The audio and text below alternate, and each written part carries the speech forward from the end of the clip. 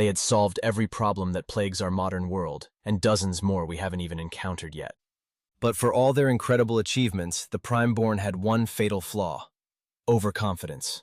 They had reshaped continents, controlled climate, conquered death, and mastered time itself. There seemed to be no limit to what they could achieve, no challenge they couldn't overcome. And this hubris would ultimately lead to their downfall. The Primeborn's greatest and final project was called Heartline, an ambitious attempt to tap directly into the Earth's core for unlimited energy. They had already mastered fusion, but the planet's molten core represented an energy source that could power their civilization for millions of years. Using advanced drilling technology and quantum stabilization fields, they began to pierce the Earth's crust, driving deeper than anyone had ever gone before. The initial results were promising.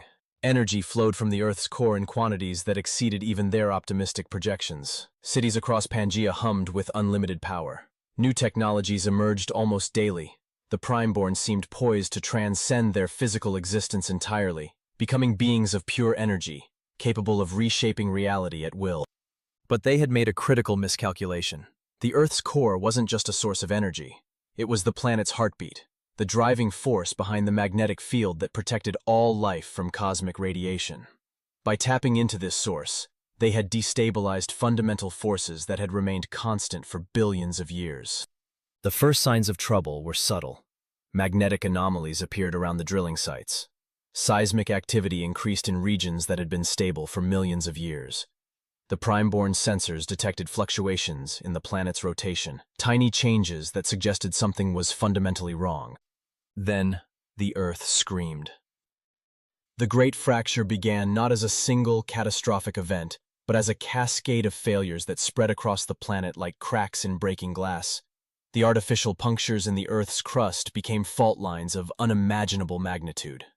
Pangaea, which should have remained stable for millions more years, began to crack and split with terrifying speed.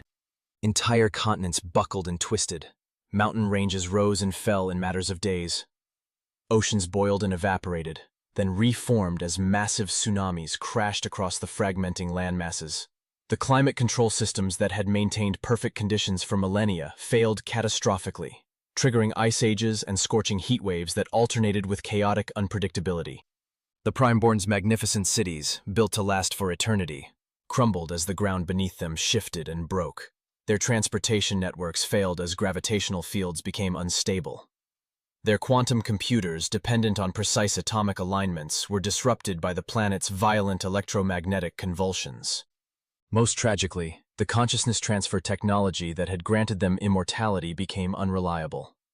Many Primeborn found themselves trapped in failing bodies as their backup systems malfunctioned.